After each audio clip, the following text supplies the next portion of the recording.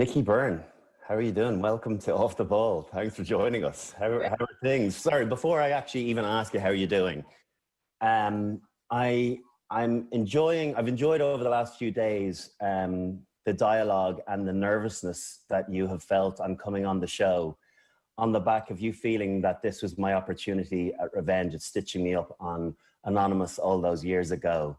So I hope you rested easy last night because this is just a pleasant chat between two friends. Well, yeah, well, listen, it did cross my mind.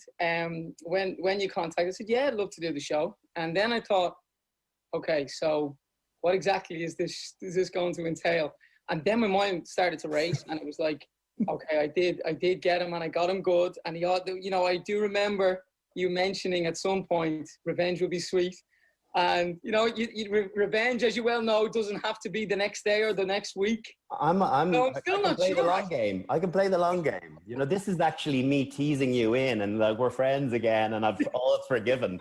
It's grand. I forgot that 10 years ago, but what an unbelievable stitch-up job. What the thing that annoys me most about it is, right, I'm doing you a favor. You give me a call to go and do a photo call with, I can't even remember what it was around, Fire Brigade or something, was it? That cousin of yours. It was the guards doing a charity walk. That's what it was. Right, and then you got caught up in traffic. So go on ahead and get it done. And then I arrived and I looked at you, right, and you looked like Donald Trump, right? You looked as though you'd been tangoed, and I was like, okay, this is Nicky's cousin. I was like, there's something not quite right here, but there's a camera over here and there's production going on, and I'm like, you're just afraid to say it. I can understand why people are caught out in that situation. Yeah. Because I think what happens, and I think I got Gary Kelly that day, and I got my mum and dad, and as you say, when you watch the show back or whatever. But I think what happens is, like you said, there's something up, but it's happening so fast that I guess you don't really want to be rude. And the funny thing was, if you remember, I phoned you and said, listen, I'm stuck in traffic. Would you mind kind of starting it there with the guards and the photographers? I'm so sorry. And I've asked you to do this, but I'll be there as soon as possible. But then you were like, I'm sure you were going, oh, brilliant. Right, yeah, no problem, Nicky. But when I get there, it's me obviously dressed up. And you start to say, I think I said, oh, Nicky's stuck in traffic. And you were like, yeah, one rule for some and one for others. And you're talking to me. But then when the penny dropped, and then I could just see your face, and I think you tried to hit me as I ran into Stephen's Green Park. You tried to hit me with a rugby ball. That was it. I was like, I could see it all unfold, and then it happened in fast forward, and I was like, I can't believe they've got all that footage, and I can't get out of it now. I just wanted to be gone from there, but well done, well done. Anyway, I don't know, how long ago was that? Probably 12 or 13 years ago, maybe. Yeah, you know what? I sometimes watch it back myself on YouTube because my dad is in it. And my dad obviously is not with us anymore. And he equally, always said I would never get him. And I got him good. And I got my mum and dad knocked at the door that time. And as you can imagine, if the guards knock at your door, quite alert, is something wrong? Is somebody injured? And the first thing I needed to make sure was that my mum and dad knew that there was nobody, injured. All right, yeah, no one's, yeah. I'm here on a social call, and I think I pretended I was from Mayo, and I was a big fan of Westlife and wanted to see Nicky's room. And you got them. That's incredible that you actually managed to get them. Whatever about getting me, but getting your folks. I'm my best friend, actually. The last one is my very best friend, who is, you've met him, actually. Yeah. You've called super quick, very funny. But I got him good style because he was coming out of a meeting. I got his boss involved, and we pretended we had a prisoner. We obviously dressed up as a guard, and we got Paul involved. And I started to say to him, "Is there drugs in this car?" And I took his golf clubs out, threw them onto the floor, and I could see him freaking out. But I actually still have some regrets about that, because with Paul, my best friend, I probably wouldn't have done it to you. I wouldn't have known you that well, but I wish I frisked Paul. I wish I had patted him down, grabbed him where you shouldn't, for him to go, what's going on here? But it was funny. So good times. So tell us, what's been going on? How are things been the last year? How was 2020 the weirdest moment in time been for Nicky Byrne? You're kind of in a weird kind of limbo situation. I know that you finished up with 2FM last year, and Westlife was kicking off a new album, and then there's been no touring, in all of 2020 when you were meant to be away on the road. So how has it been for you? I mean, it's been, like, for everybody, it's been weird. We were lucky that the Westlife Union tour in 2020 or in 2019, we managed to complete it. It was 60 odd shows. You know, we were all over the UK, Ireland, bit of Europe, all of Asia, China. Very successful. And it led into, we'll say, the second leg. It was going to be a brand new tour, but it was equally as big. We were doing Wembley Stadium. We were doing 2 nights in Park Aqueve. We were doing 8 stadiums in China. We were back to Southeast Asia again, and another 30 odd shows around the UK again. So it was setting up for another amazing year for Westlife.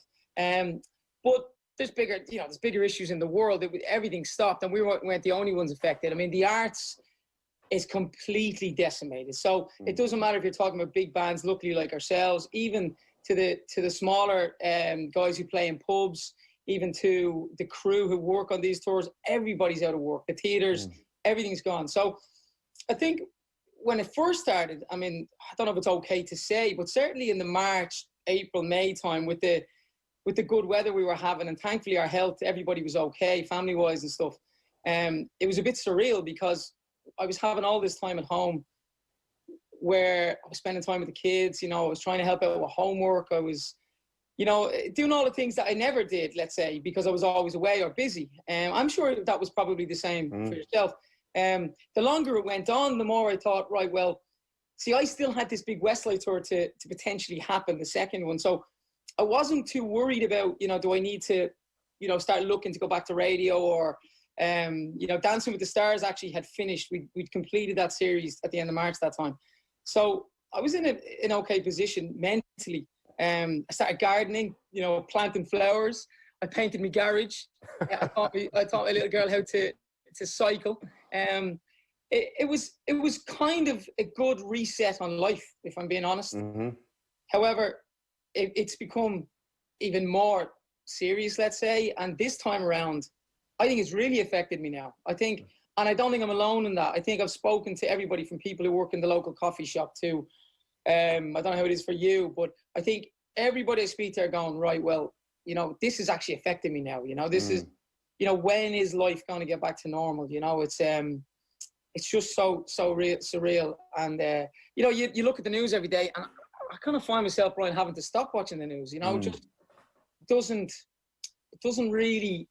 float my boat. You have to know what's going on, obviously, but it certainly puts you in some sort of, you know, downward spiral that, you know, I like to be active. I like to be, you know, getting out there and busy and stuff, you know. Do you find it hard to fill your days at the moment then? Or have you got lots of things going on in the background, the non-Westlife, the private Nicky Byrne stuff, the things that can still, you know, hold your attention? Besides, we've all, you know, done the gardening thing. We've all painted our sheds and our bins. But, you know, I think we're over that. Can you wake up in the morning and go, and then I suppose ultimately go to sleep at night and go, do you know what, I achieved X, Y, and Z? Or are you kind of going, God, it feels like I'm just existing at the minute? Well, I think I've gone past now the just existing, excuse me. So I need to do something. You know, the Westlife tour, you know, is penciled for next year, which for next year is in, 8 weeks' time. So, you know, whether that actually happens or not, who knows? So first of all, the first answer to your question, I do fill my days. I mean, we're all up at the same time, family-wise. You know, we get the kids to school. We go for, myself and Georgina will be quite into fitness. You know, obviously, G's a qualified fitness instructor. So we would get out, we would get our walks in. We live in Malahide, so we're right beside the sea. That clears the head. You know, we would train before gyms were locked down. We would be in the gym, you know, at least 2-3 times a week. And I'm a real believer in that type of thing. It doesn't fix everybody, but it certainly gets my endorphins flowing, and I feel better after. So I eat, you know, I kind of mix between eating very healthy and kind of eating very crap as well, you know. So that fills my days. But Westlife, we have a couple of Zooms every couple of weeks, planning consistently. We were talking about potentially doing an album from lockdown, which is unheard of. I mean, particularly in a boy band folk group like we are, where 4 of us sing. I mean, that means getting a mobile studio to 4 different houses at different times. It means, you know, co-writing or getting songs sent to you from, you know, the likes of Steve Mack and Ed Sheeran, who's written songs most recently for us. Everything's done remotely as the world is now. So in terms of Nicky Byrne, I mean, on my own, without sounding like Ronaldo talking about myself as the third person, I have looked at everything. I've looked at, right, well, I loved being on the radio. It was probably my most enjoyable time. I mean, the Westlife years were phenomenal, but being on the radio 5 days a week gives you something different. It makes you sharp. It makes you, current. And I mean current from your own self point of view and perspective. You were so good at it as well. You know, it's funny. It's one of those things where it felt as though you didn't need to, serve any apprenticeship. You know, when you're throwing yourself into a national broadcaster like that, you got to have a lot of confidence, and it's sink or swim, and there's very little grace period. Yeah, I would agree with that. And the thing about radio is you can't fake it. You might be able to fake one show or a week, and then after a while, if you're grumpy in the morning, people will hear it, or they'll get to know you, and they'll get to either like you or not like you. And if they don't like you, they don't listen, and they do. So, but you're right. You know, it was a lot of confidence. It was nerve-wracking, but I wanted it. You know, when you want something, even in the Westlife years, I saw myself going down that route of TV and radio whenever Westlife ended. I craved that. I used to be on, we were lucky with Westlife, traveling the world umpteen times. So I was on all the big shows. I was on the Ryan Seacrest radio show in LA a few times. I was down with Kyle and Jackie O in Sydney on many occasions. I was on your Graham Norton's, or, all those big, Chris Evans, big radio shows and whatever. And I kind of felt I wanted to do something similar in Ireland at some point. So I was lucky enough to get that opportunity. So now sitting at home in these times, I do wonder some point should I say, I'd love to go back to something. And then I see podcasts, and I knew nothing about podcasts. And, plenty of people have said to me, why don't you get stuck into something and, come up with that niche thing or whatever it might be. And that does interest me 100%. I haven't really done anything about it yet.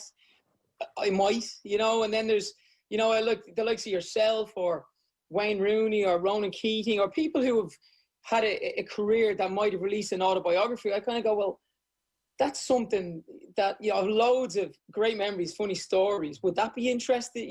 There's all those things going through my mind and then funny enough, I come up with a couple of characters with my kids. Now my boys are older now, they're 13 and a half. But my little girl, Gia, she's she's at that age. She's just turned 7. So I'm I have a couple, I'm not going to give it away, but a couple of different characters that, you'd kind of read through books. And then I go, maybe a children's book could be a good idea. But, you kind of, I'm also one of those people as well. I have confidence, but you don't want to be a person that you kind of go, well, everybody else is doing it. Does that mean I have to? You worry about how that would be perceived as well, Just on that, so confidence, right? And I say this in the nicest possible way. You've always come across as someone that has this big confidence. And I'm always intrigued with people like that, and I'm somewhat envious of them because, you wonder, is that innately part of them, or did that develop over the course of your experience of being part of a boy band and being projected onto the world stage and having to deal with it? Was that innately you from the off? Were you a confident kid? Yeah, I think I was, but I think any confident person, well, look, I can only speak for myself. I was, but I have this deep insecurity that we all, I think, have.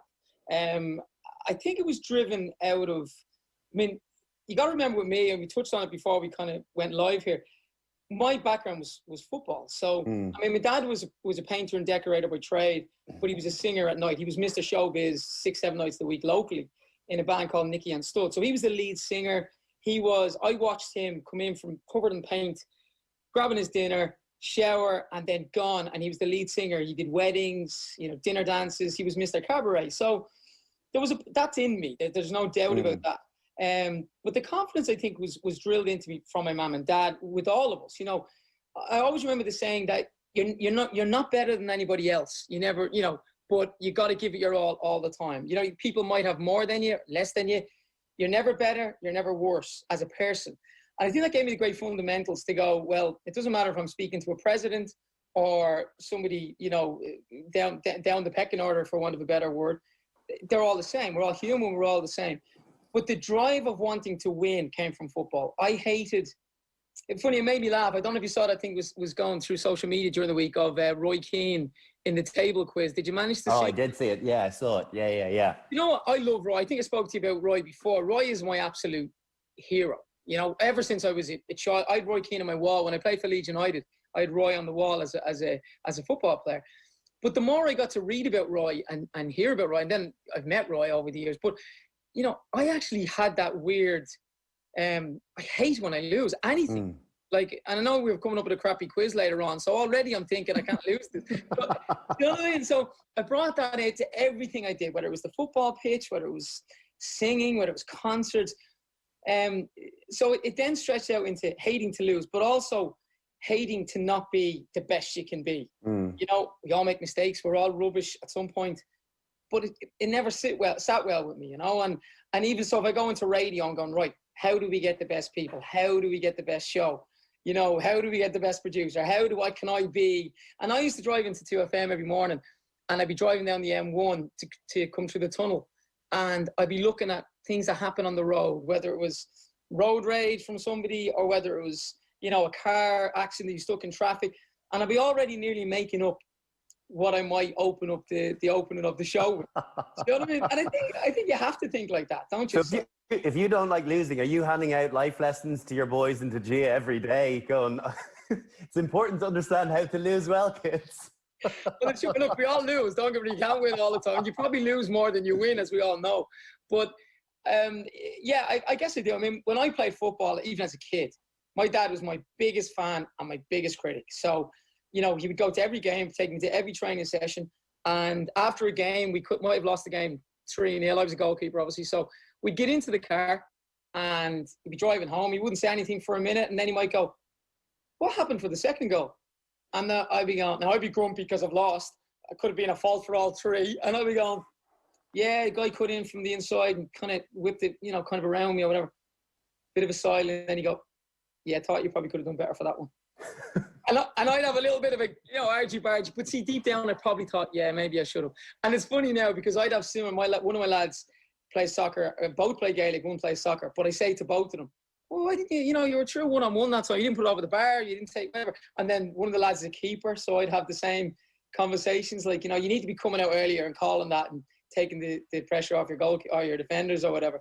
So I have that, but like that's being a parent, isn't it? I'm not a Hollywood parent. I'm not expecting them to play professional. I think it's important to keep sport in your life for many reasons. You know. Are they good footballers, your boys? And does Gia play and you know Gaelic football or camogie or anything yet? It's funny. So Gia is 6 years younger than the boys, and she spent her whole life standing on sidelines watching her brothers in Gaelic and soccer.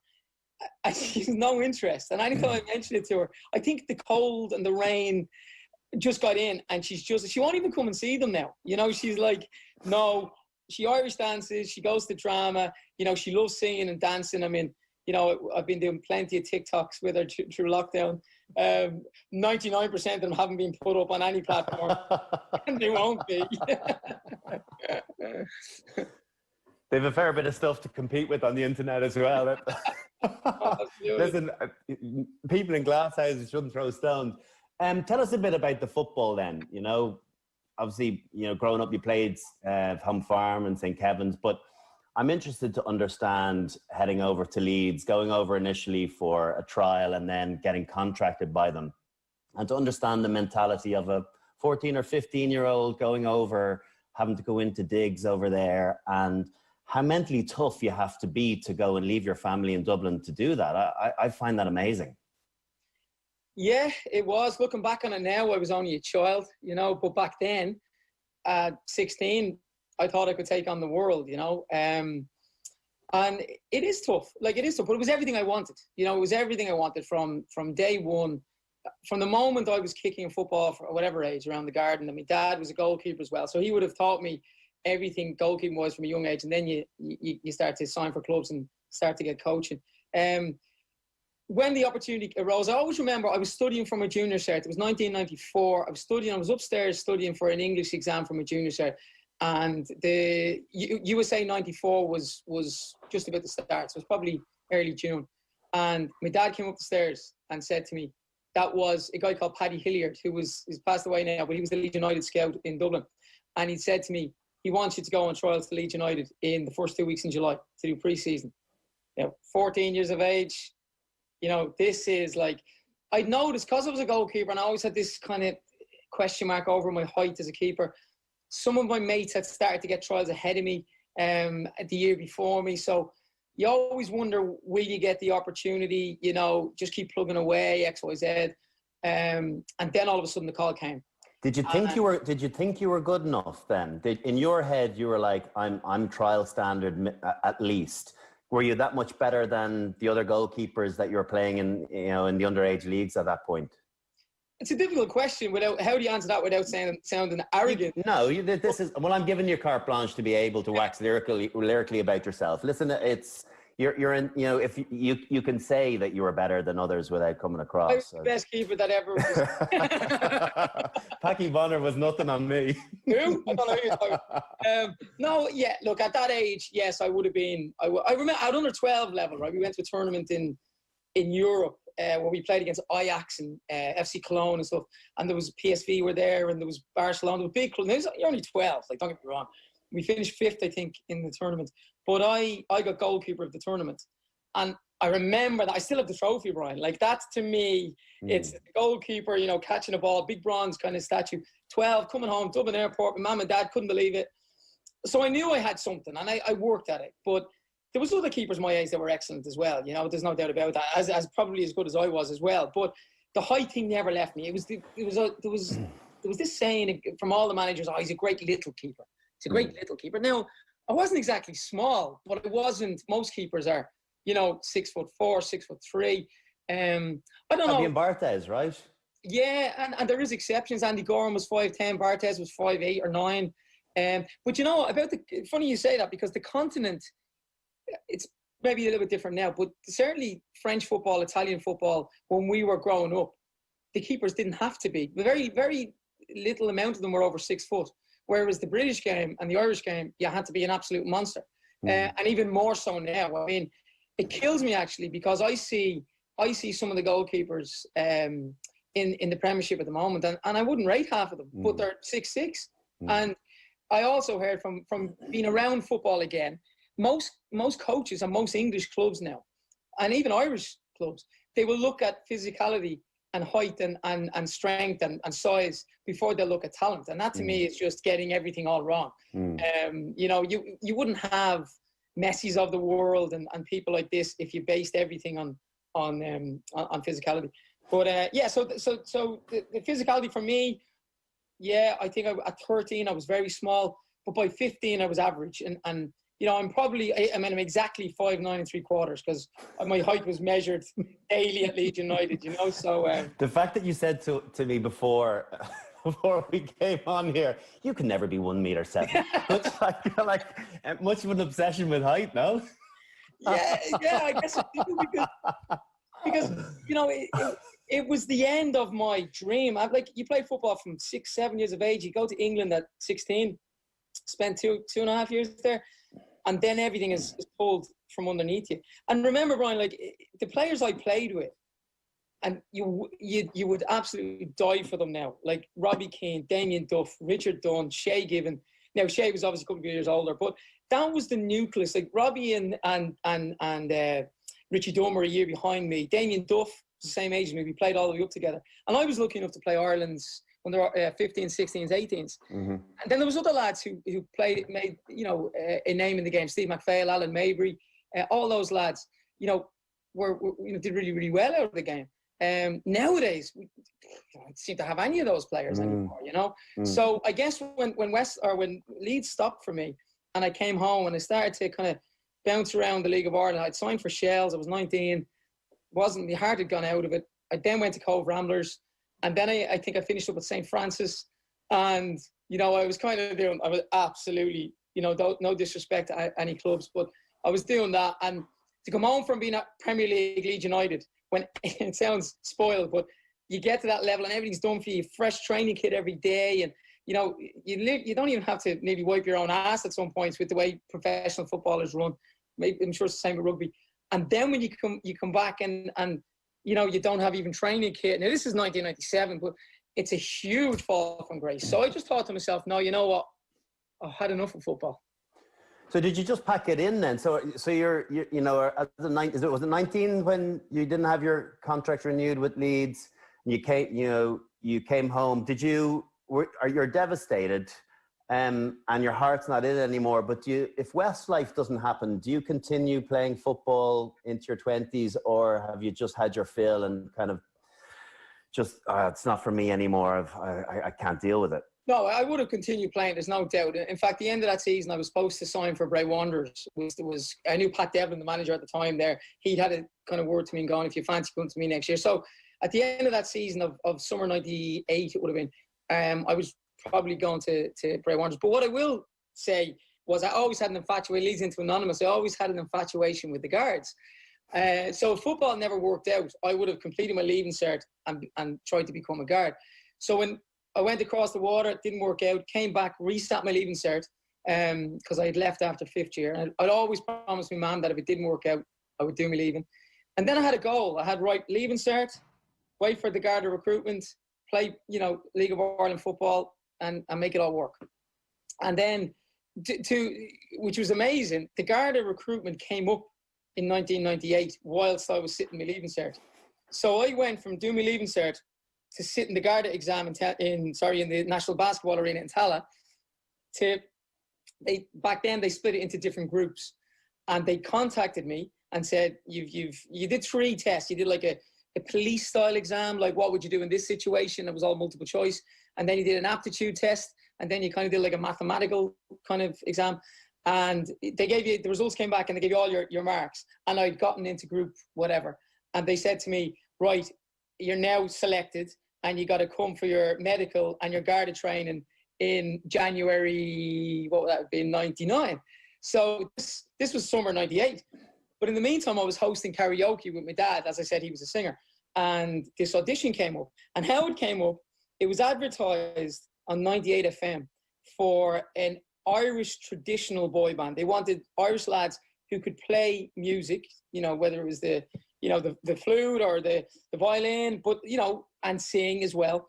And it was Georgina's auntie said to me, I heard this ad, because I'd been hosting karaoke, singing all the time, and entering talent shows. And Brian Ormond beat me in a talent show back in the day, but we won't mention that. Brian's a good lad, by the way, but he did beat me. Anyway, so this opportunity came up, and I listened to 98 FM, couldn't hear the ads, and I rang 98 FM's reception, and I said, you had some ad about a traditional boy band. I was just inquiring. And that girl on reception, whoever she was, said, oh, I remember that ad. Give me your number and I'll call you back.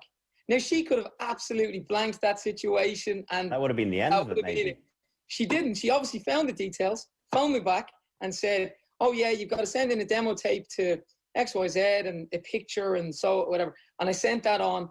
The guy contacted me and said, we're holding auditions, whatever, next Saturday, and come along. And then Louis Walsh was helping him select lads for that band. But in the meantime, secretly picking lads for his own band, which was potentially Westlife. And that's how it ended up. He picked me, Brian McFadden, a couple of other lads. And we then were kind of counter-selected to go to a different audition later on. And it went from there.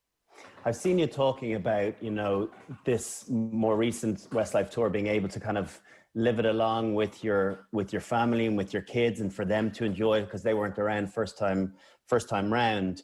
What were those, in your early 20s, and you're catapulted into that level of fame and stardom in such a short space of time? What's the coping mechanism with that?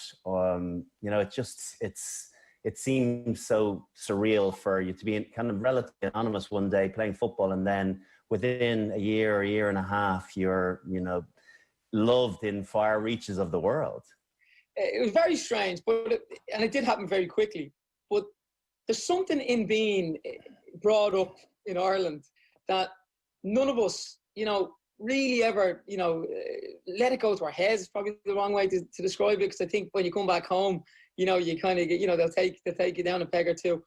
But, we partied, we had fun, but none of us ever, ran away with ourselves. There was no drugs, there was no, sex, drugs and rock and roll is the famous thing. You look at some of the British or American boy bands, and there's always seems to be that case of, you know, or one's fell off the wagon, or they've gone to AA, or I don't know whether it was just a good upbringing from, you know, 3 good Sligo lads and 2 good Dublin lads, you know. And everything we said, we got used to this very quickly. Like if we would do an interview for Smash Hits magazine and they might say to you, oh, you know, what age were you when you lost your virginity? And you'd answer it thinking, oh, this is great fun. And all of a sudden that would be in Smash Hits magazine. And then it would be front page of the Daily Star in Ireland and the, you know, whatever news of the world.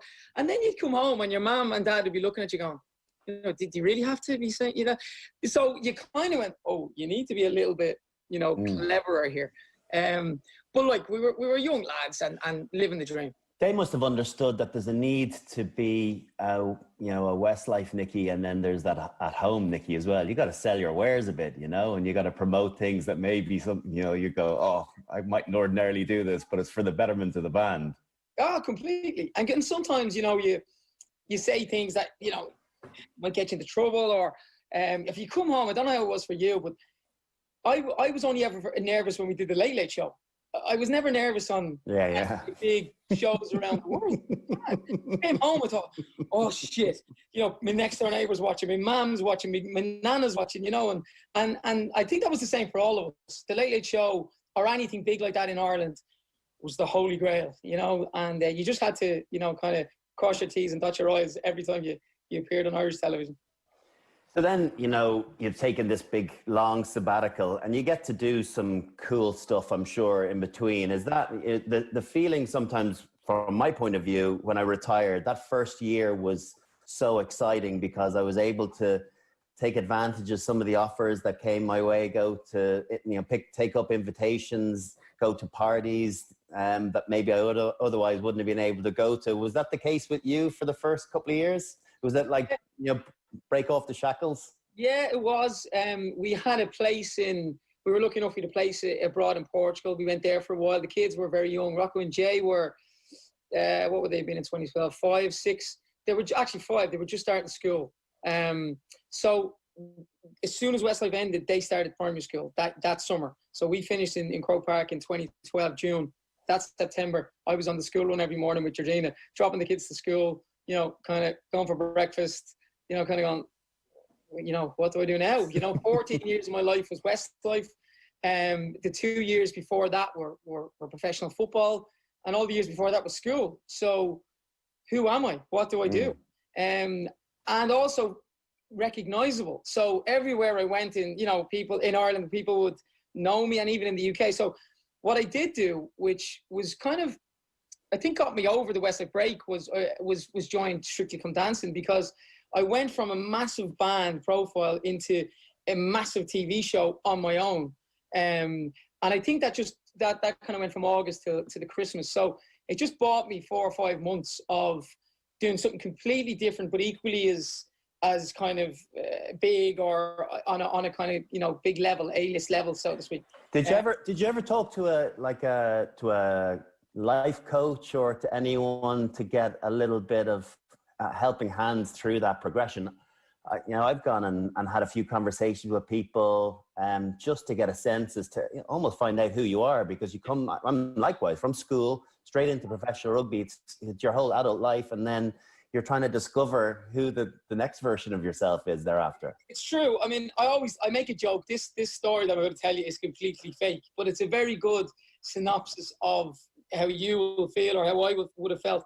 And I always say that the morning after Croke Park finished, or the couple of mornings later, that I woke up and I phoned Georgina on her mobile phone downstairs while I was up in my bedroom and she was downstairs. I went, sorry, could I order scrambled egg with smoked salmon and a cappuccino? And she was like, yeah, good one. You know, the classic example of living in a hotel and ordering room service. Now, that didn't happen, but that's the good example of how your life was completely mapped out. And Joe, there's a very funny side to that, but there's a very serious side to that, because I look at many professional footballers, pretty much, or rugby players, and some of them don't realize that it's going to come to an end. And some of them, I think I was one of those people who always knew it would come to an end. Yeah. And I had to mentally think ahead of time. That doesn't mean I was able to deal with it brilliantly, but I was able, I guess, be prepared a little bit, right? But you're never really prepared until it happens. Some people, I think, you know, you know, think the money will never stop, thinks the cars turning up to pick you up to bring you to places never stops. I mean, even as far as booking a holiday. I mean, that's what your manager was for. That's what your agent was for. You know, why would you be paying somebody a commission on something if they couldn't book a flight? So now I never let it get to absolute mad level like that. You know, I would book my own holidays at summertime and stuff like that. But some people don't, you know. And so when it ended, I think I was better prepared probably the most. I'm not really talking about the West Side Boys, so to speak, kind of talking more about similar professionals in that respect. Is that because you're a worrier, Nicky? Are you ultimately a worrier about the future and about providing and all of that side of things? No, that's it. You've nailed it. It's a fear. It's an absolute fear of everything, of not being able to work, of whatever, running out of finances. You know, it's all of those things that's always in the back of your mind that you go, I'm too young to do nothing. I'm, you know, physically fit, thankfully. I have an energy. And when I sit around for too long, so year one I was okay. Year two, see, I felt after, when I said a bit earlier about wanting to go into broadcasting and radio or TV, when Westlife ended, I did Strictly, and then I started to have meetings. So this would have been a year and a half maybe after Westlife ended. A lot of them in the UK, a lot of them in Ireland too. And I was doing a lot of stuff in the UK, having meetings, but I always knew I didn't want to live in London. And I wasn't getting that opportunity that I had hoped I might get. You know, let's say a big show like the X Factor or The Voice or one of those shiny floor shows. There was all little bits coming my way, you know, come over and do a piece on GMTV about Father's Day, which you end up going over to the UK, doing, you know, an hour shoot, coming back home 3 weeks later, going over to the UK and presenting this 3-minute piece on GMTV. And then, you know, you're finished by 7:30 in the morning and you're in London going, what the hell do we do now? You know, I have to go back to Heathrow, you know, and come home again. So I did that for a while and I thought, right, this just isn't cutting it for me. I need to do something different. And then I really focused on trying to put something together here. And you know what, I was much better off here.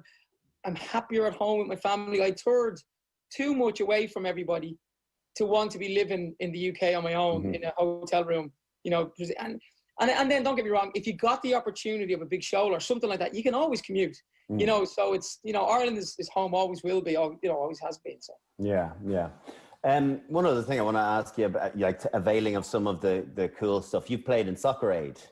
Yeah. And like everyone sees it now, and all the more so on social media through different accounts, and Robbie Keane, Mr. Soccer Aid, we get a snapshot of you know, what's going on. So talk to me about getting to play with some of those players and the week that's involved in that, and what kind of goes on behind the scenes.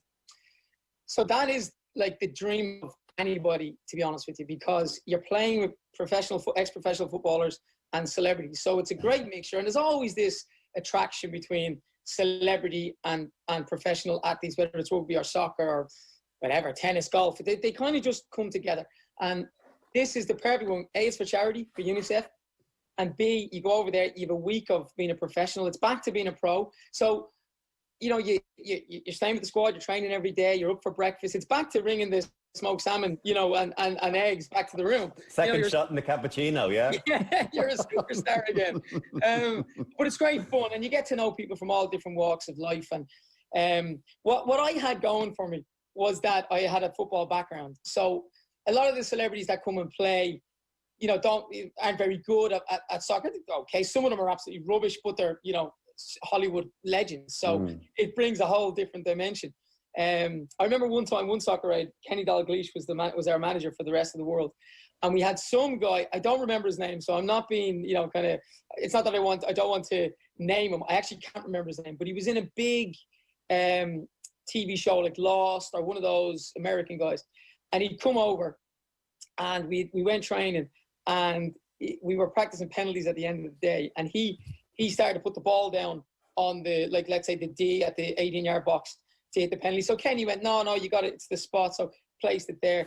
And he spent, in fairness to him, he actually couldn't pass he couldn't actually pass the ball. So even like, he just couldn't actually kick the ball. It is what it is. You know, we weren't necessarily laughing at him or anything, but this was a professional football match. So Kenny said, go up and practice. And he went up, and in fairness to him, but he was an actor. So it was like method acting. He went up and he spent an hour on his own running up and kicking the ball from the 18-yard line into an open goal, and he kept missing it, right? But he did get better. He only got 3 or 4 days to do it. But when it got to the game, he the ball went out over the end line, over the byline, for a corner to us. But he picked it up and took a throw in. So, this is live on TV. So that's what Soccer Aid brings you. It brings you people who don't know anything about football. And then, you're also playing with Zidane, Figo. I mean, if you look at the list, I made a list one time. Something went around on Facebook during lockdown, and it was just amongst all the lads and stuff. And it said, pick the best players your starting 11 you've ever played with. Right? So you gotta remember, some of my friends on Facebook are footballers, and some of them are just, not footballers, but would have been playing at Leinster Senior League or whatever. So they're all picking out, I played with, Johnny O'Neill, best centre half in the country, that type of thing. And then you got lads going, I played with, I don't know, Tony Sheridan, Shell's legend. And then you got people, you're going, I played in England, so I played at youth level with whoever. And then I was writing down going, right, well, how do I choose between Zidane, Figo, Makelele, all these lads, Seedorf. So I did kind of brief it by going, now, lads, I played in 6 or 7 Soccer Aids, so stand by here. I'm not being an absolute tool, but this is true. So, some amazing times. And those moments of being on the pitch when you play with some of the lads I played with at Leeds who went on to make it, like Jonathan Woodgate, Paul Robinson, Alan Smith, Ian Hart, all those lads. Did you play with Alan Lee as well? Did you play with Alan Lee? Yeah. Yeah, Alan was, yes. He was in my year in Blackrock, actually. No way. Yeah, he was up to 4th year. He went to Aston Villa, yeah. He was from Waterford, wasn't he? That's right, yeah. Yeah, he's a good lad, big kind of striker. Big unit, yeah, big number 9. Yeah, and I think after he left Villa, he had a career in England, he went well in kind of Championship. He had a good career out of it, like for 13 or 14 years, yeah. Yeah. Did he play rugby, no? No, never did. No, it was always football. Yeah, I don't know whether he was brought in on a football scholarship. We were trying to diversify in Blackrock to get our football team up and running. The only way they know how, import. Bring him in. Bring him in. No grassroots there. You will have you. Over you come. But Brian, score 20 goals for us, otherwise you're out next year. I know you're a half-decent soccer player, by the way. So would you not do Soccer Aid? Do you know what? Kenny asked me years ago, and I couldn't do it at the time. I don't know. It feels like a few years ago I would have been okay. It feels like I have 2 left feet now. I'd need to go and do a little bit of practice, but I was okay. I was an all right footballer when I was young. Gave it up before the trial thing ever became a thing. I played community games under 12s, and then I got scouted by someone to come out and play with Trinity Boys, and I went out and did kind of 2 or 3 months of training sessions. The coach used to come and collect us, a few of us. It would never happen anymore. Come drive around and collect 2 or 3 lads, and then he worked in Cadbury's, so he used to give you 2 bars of chocolates on the way home from training, like stuff that 30 years later just wouldn't fly.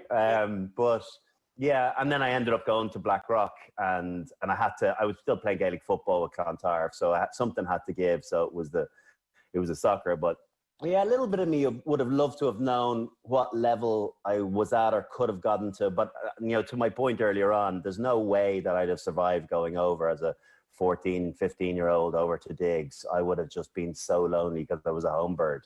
Well, when I went over, again, all dreams come true. This is the start of the rest of your life. You thought it's everything you wanted.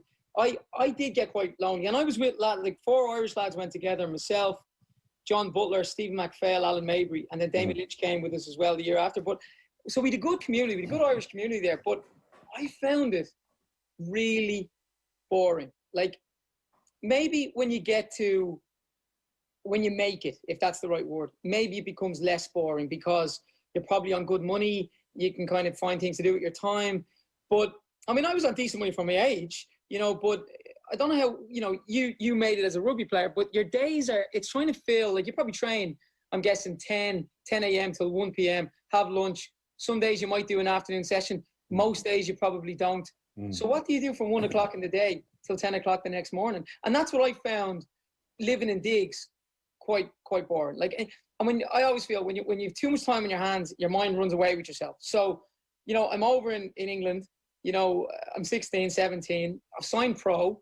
You know, I remember getting, like, when I signed pro, I got a signing on fee of 10 grand. I was on 300 quid sterling a week. Now, this is 97, so it was really good money. I didn't have to pay anything else. I mean, digs was separate, covered separate. So, you know, you're a footballer now. As you start to, you know, have a bit of a swagger. You're going into town and you're buying Dolce & Gabbana t-shirts that you don't need. But maybe if you stick it out, because you mentioned mental toughness, and I kind of didn't touch on it then, but that's a big thing, I think, you know, and it's not even just if you're Irish living abroad or, you know, any other nationality living abroad.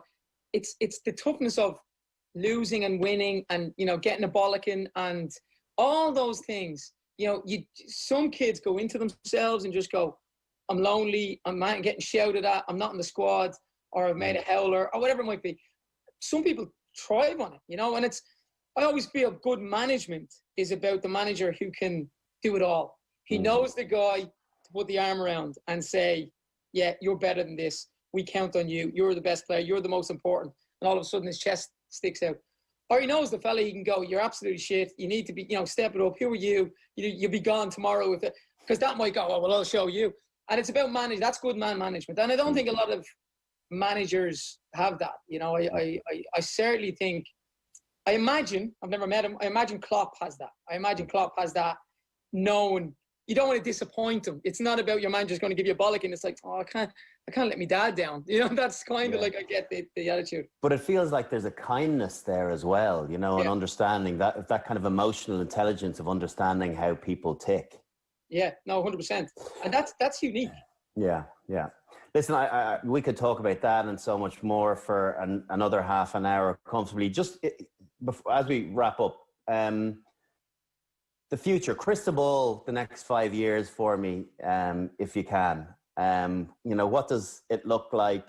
You know, we get rid of coronavirus and you're able to get back out on tour. So what does the next few years look in a kind of a utopian world for you?